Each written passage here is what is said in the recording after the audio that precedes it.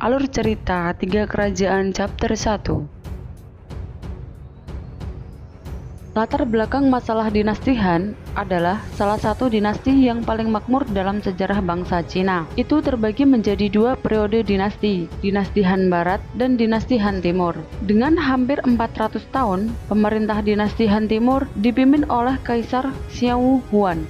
Dengan berbagai bencana alam dan gejolak yang ada di masyarakat, Perang 100 tahun Hang Xiang memiliki dampak yang buruk.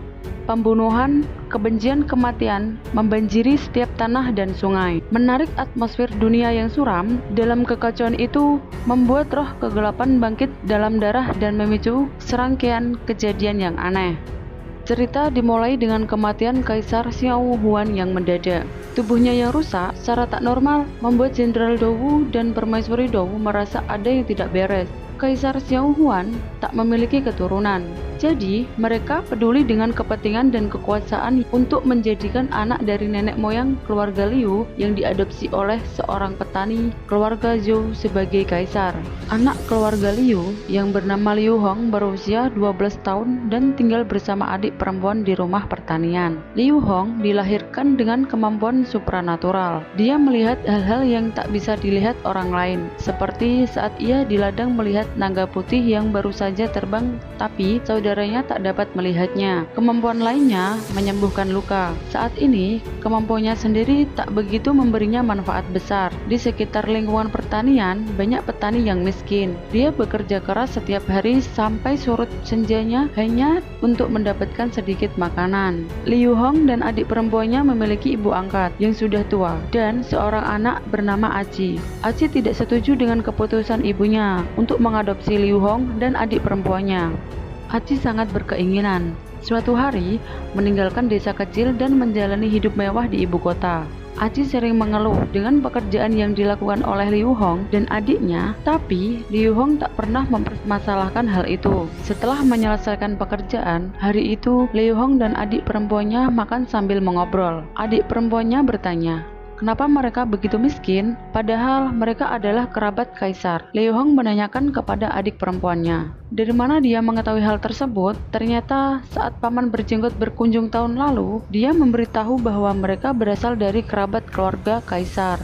Saat Paman Berjenggot datang mengunjungi Liu Hong, dia bercerita banyak tentang membunuh monster. Salah satunya, monster sungai besar yang giginya sangat panjang. Terkadang, Liu Hong merasa ceritanya sangat dilebih-lebihkan. Paman Berjenggot memberikan cincin besi yang bernoda darah. Cincin itu dikatakan sebagai harta karun kuno dari dinasti Han. Tampaknya cincin itu yang digunakan oleh leluhur Liu Bang selama pemberontakan ular putih. Di tengah malam, Liu Hong yang sedang tertidur terbangun oleh suara bising dari luar. Dia berjalan keluar dari gudang untuk memeriksanya. Dia melihat sejumlah besar perwira dan tentara yang sedang berbicara dengan ibu angkatnya. Tanpa disadari, dari belakang, Aci menepuk pundak Liu Hong. Mereka sedang mencarimu, kata Aci. Aci menjelaskan bahwa kaisar telah meninggal dan mereka mencari penerus. Para perwira dan tentara bermaksud membawa Liu Hong untuk menjadi penerus. Aci yang berada di samping Liu Hong meminta maaf kepada Liu Hong apa yang dilakukan selama ini dan jangan sampai Liu Hong menyimpan dendam kepadanya. Dengan bingung, Liu Hong tak mengerti apa yang harus dilakukan. Kemudian, tanpa sepengetahuan Liu Hong, Aci memukul Liu Hong dengan batu bata sampai membuat Liu Hong tak sadarkan diri. Selanjutnya, Aci berpura-pura menjadi Liu Hong dan pergi bersama para prajurit menuju ibu kota untuk menjadi kaisar. Setelah Liu Hong siuman, betapa terkejutnya dia yang sangat itu berada dalam sebuah penjara yang gelap. Liu Hong berteriak dengan keras, "Apakah ada seseorang di sana? Mengapa aku terkurung di sini?" Pada saat itu, muncul orang yang bertanggung jawab. "Jangan berisik. Semua orang yang baru datang sangat berisik membuat kupingku sakit. Itu harus diurus dengan baik. Semua orang yang dipenjara di sini adalah para pendosa dari dinasti Han. Semuanya diperintahkan oleh aturan kaisar. Sisa hidupmu akan berakhir di sini," kata penjaga tersebut. Dengan berteriak, Liu Hong berkata, "Tunggu, apa kesalahanku? Kehendak kaisar. Bukankah dia sudah mati? Siapa yang memerintahkan kau untuk memenjarakanku?" Sayangnya, dia tak mendapatkan jawaban apapun. Dengan berpura-pura menjadi Liu Hong, Aci menjabat sebagai kaisar yang dikenal sebagai Kaisar Xiaoring.